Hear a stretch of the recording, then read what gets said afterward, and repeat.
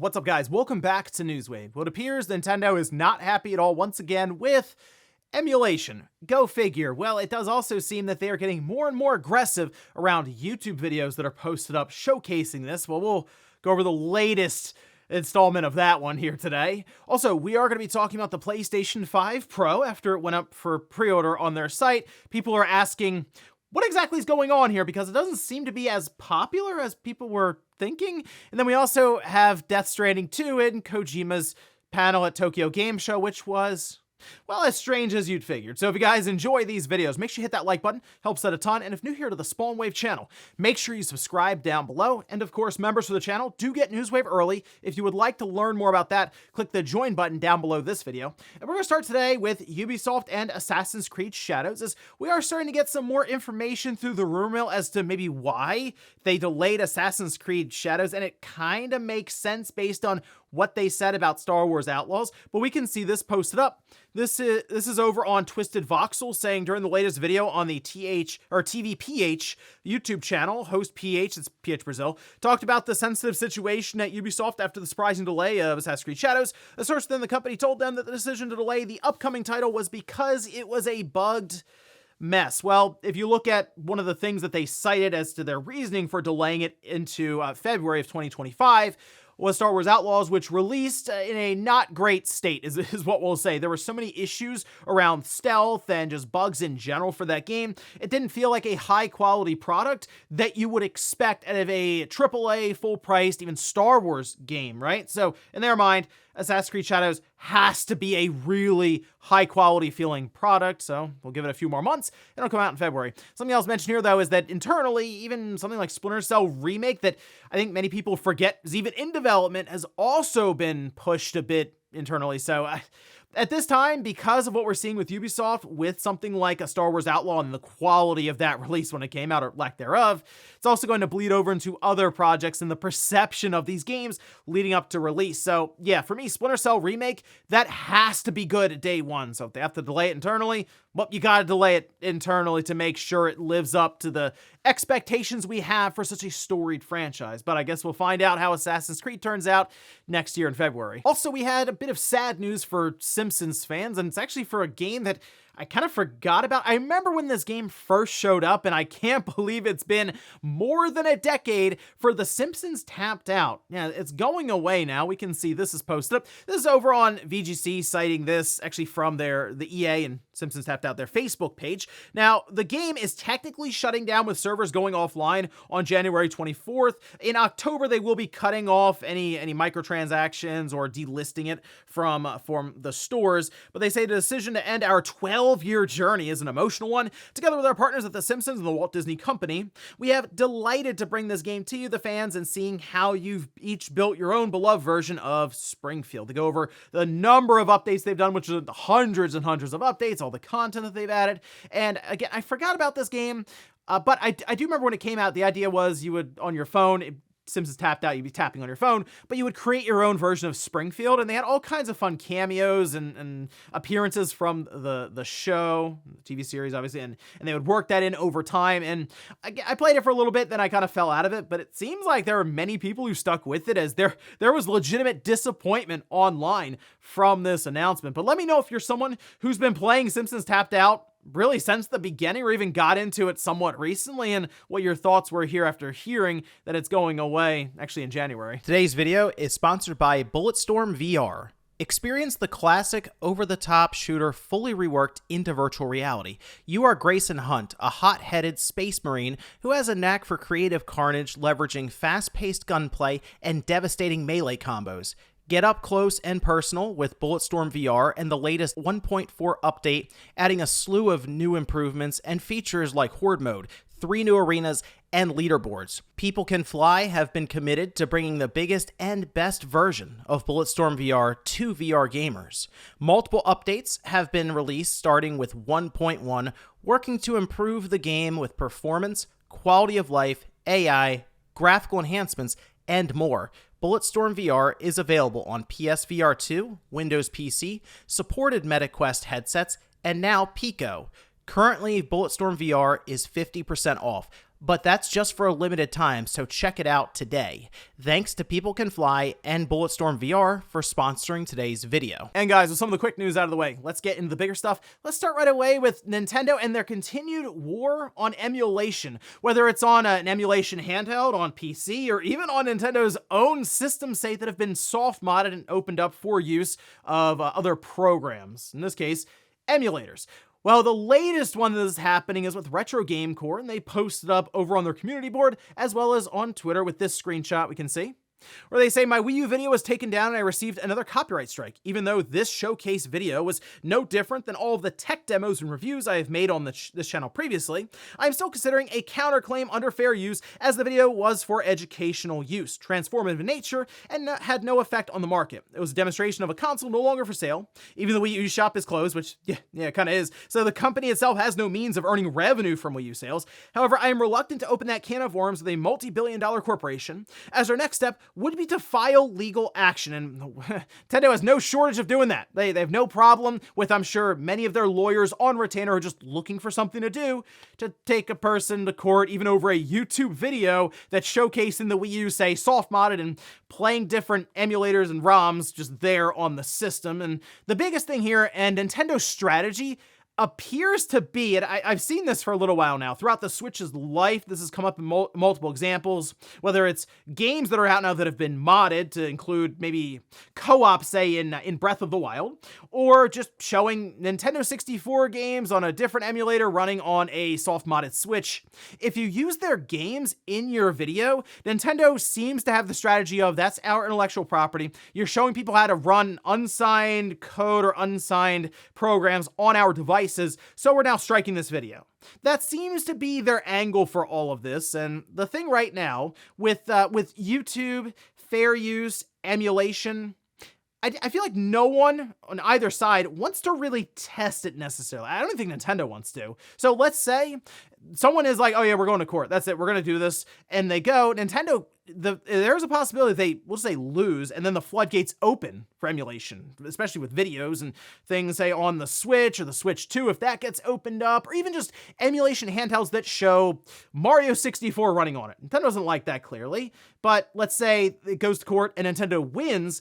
Well, that would have a ripple effect just in general for emulation online, as Nintendo would have precedent. So it's this fine line that everyone's trying to walk right now, this gray area, and no one necessarily wants to step out of bounds and sees what happens. But since Nintendo really has no issue taking people to court and even draining their resources from it, I mean, they're, as I mentioned here, a multi-billion-dollar corporation versus people who don't have anywhere near that kind of money to at least try to tackle this stuff in court.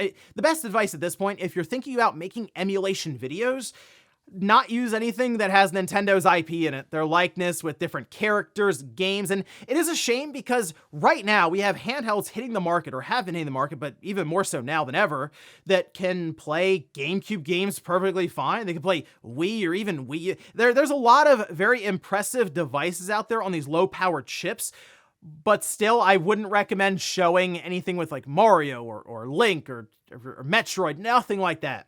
Just stick to the third-party games that show off those different platforms, and that's probably the best strategy for now. Unless, hey, you got millions of dollars or hundreds of thousands of dollars and you're willing to throw it at the court system to see what happens and then cross your fingers and hope you don't have a ripple effect for everyone online with emulation. Again, the other problem here, though, is Retro Game Core now has 2 strikes on their channel, so if they get a third one, that pretty much wipes out the channel. So it also shows just how much power Nintendo has without even going to court. If they just strike your videos just because they're like, "Oh, there's Mario" for 5 seconds, they can pretty much wipe out all their problems right there with that one channel. Next up, let's talk about the PlayStation 5 Pro, as we did have pre-orders go live this past week, and something strange is happening, and it seems to be bringing up a lot of questions around this device. One, how necessary it truly is, and 2, how much people even want it. Because if you go over on PlayStation's store right now, their online PlayStation Direct store, it's still available for pre-order. And I will admit, I was someone going into this who thought this thing would have sold out when it released. At least the first wave, it would have sold out. Keep in mind, it's still going to be available for pre-order October 10th at retail stores. And if it's not sold out here on PlayStation Direct, something tells me even retail stores probably won't have an issue selling out, although I will say places like GameStop are probably going to see base PlayStation 5 systems traded in towards it, so it's possible people are just waiting for places that will take trade-ins to open pre-orders, and we see many more come in from that side of things. But the fact that it is available here still on PlayStation's storefront, it has people wondering if this is something that really isn't that high of demand. And to me, probably not at this point. I mean, we have some of the results now here, and if you go on places like eBay, where typically, think about when the PlayStation 5 came out, I mean, it was a mad rush for the system, and we were seeing them pop up on eBay for 3 times the value, right? Even that $500 bundle, $1,500 all over the place on eBay. The PS5 Pro is really nowhere to be seen. I think I saw one sell for $900 with free shipping on eBay, and it's possible some people just had money in their PayPal and they're like, oh, well, all right, great, I'll grab it there, that'll work. But otherwise, nothing really. Once that 30th anniversary PlayStation 5 went, everyone kind of at least seemed at this time to look at that PS5 Pro and they're like, yeah, I think I'm good. Even on this past Spawncast Saturday night, I asked the panel if anyone else happened to get their PS5 Pro pre-order in outside of me, and well, no one said yes. So it's pretty much, it was just me on the panel. I'm like, wow, maybe it really is like 1 out of 8 are ordering this thing. Maybe even less than that, maybe like 1 out of 10. And that's kind of what I'm thinking now, looking at this with a $700 price point, and we'll say demonstrations, not necessarily selling the PlayStation 5 Pro all that well right now. That could have this thing lean into, I mean, 10% of the install base for the PS5 when it's all said and done would be PS5 Pros. Might even be less than that. Certainly won't be around what the PS4 Pro was sitting at, which I think was right around that like 1 in 6 mark or so. And yeah, I'm not sure what Sony's thinking right now looking at this. We don't have actual numbers, but I don't think it's necessarily flying off store shelves. And based on what I see online, that probably isn't as shocking to many people out there. Next up, let's talk about Hideo Kojima and his Death Stranding 2 panel that happened at Tokyo Game Show over the weekend. And it was, we'll say, unique. It was very interesting, but we had some bits of information get out there, and I will say you're going to want to tune in to at least there's like 20 minutes or so, I believe, of gameplay or in-engine footage that has been cut from the stream and posted, and that's probably the most pertinent thing that people are looking for. And it seemed like there was some pretty cool stuff in there. We have, of course, the one character who's basically a puppet or doll man, and it's interesting because the frame rate is very different in terms of their animation from everything else, which we did see in the initial reveal for it, but even more so here. They also showed off some of the other characters once again, like Hartman, who seems to have the robot bracing legs so that when he flatlines, he doesn't just fall on the floor. He can pretty much do it wherever he wants, or even just take a nap, apparently. But the entire presentation was about 1 hour and 20 minutes, and again, we'll go over some of the stuff here.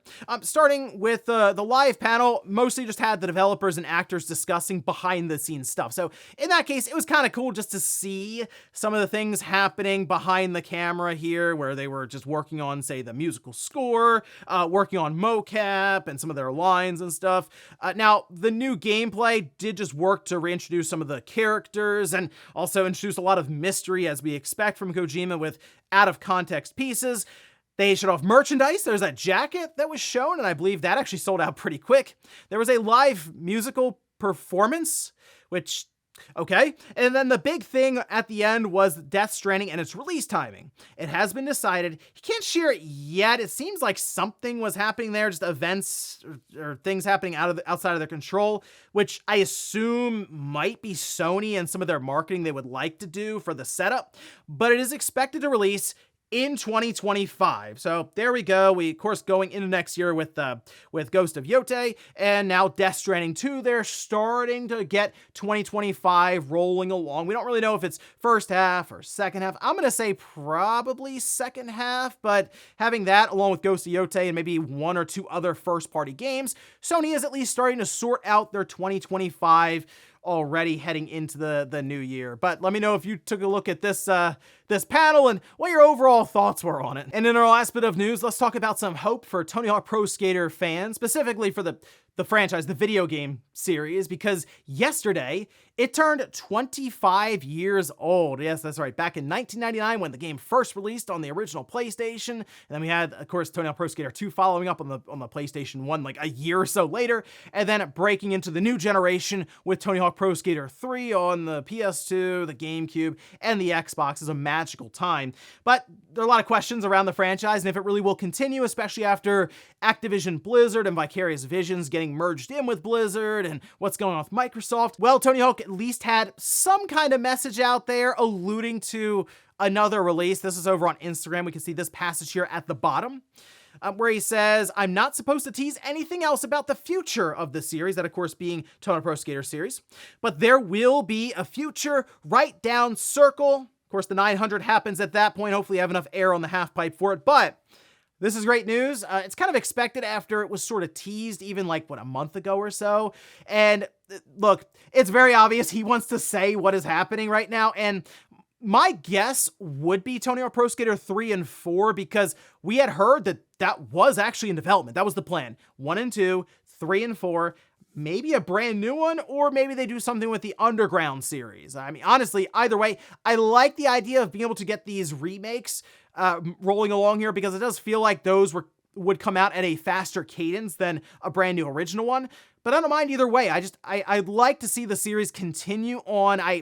We had the remake, and it's actually the best performing game in the entire franchise. The most recent one. So it seems to me like it's on the upswing, so why not take advantage of that, get things sorted out after that acquisition by Microsoft, Activision Blizzard, and then get things back on track to continue this revival, we'll say, of the franchise after Tony Hawk Pro Skater 5 did everything possible to destroy it. But here's hoping we get some kind of announcement maybe going into next year with what the future looks like for Tony Hawk Pro Skater. And before we go to the comment of the day, we'll take a look at the poll that I posted up yesterday, where I asked, have you played Death Stranding? Hey, 69% say no. Good job, everyone. 31% say yes. So I do believe every person out there should at least fire the game up and try it, just to see what you think. It is one of those games that it's not at all going to hit for everyone. I completely get it. It is a very unique title. And when I went into it originally, I was like, it's got to be more here than just delivering packages. And there kind of is, because a lot of it leans into the atmosphere, the themes.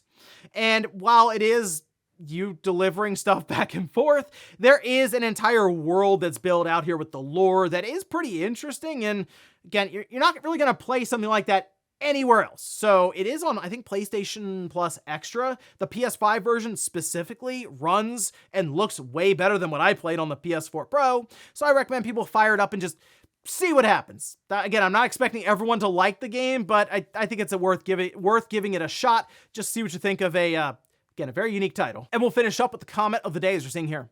This is from Tim, who says, John, this week the California governor passed into law that all digital goods must be marked with revocable licenses rather than items. You should cover this. Not enough people are talking about it. So I did see this. I looked into it a bit more, and unfortunately, I don't think it's as widespread as people believe, because there's like fine print that mentions this is specifically for games that have always online requirements, as in if you can play it offline, this does not apply to it and won't be marked, even if it's a digital game being sold. So I think that's some very important context there, and it's something I actually mentioned on Saturday in my video about how physical games are still needed, and Sony really showed that. So I would check that a bit more, but I'm waiting for just a more all-encompassing regulation to be put in place for some of these digital games, specifically how they are presented, especially when it comes to ownership, because as people are starting to realize very slowly, you really don't control much about your game when you buy it digitally. And ladies and gentlemen, that's going to do it here for Newswave. If you enjoyed this video, guys, hit that like button. If not, hit the dislike. Leave comments down below about everything we talked about here today. If you missed Friday's Newswave, I'll have that up next to me here in a card. Or maybe you wanted to have a bit of a blast from the past of a game that was graphically impressive from 20 years ago, and decided to revisit to see if it still holds up at all. Thanks guys for watching, and I'll see you next time.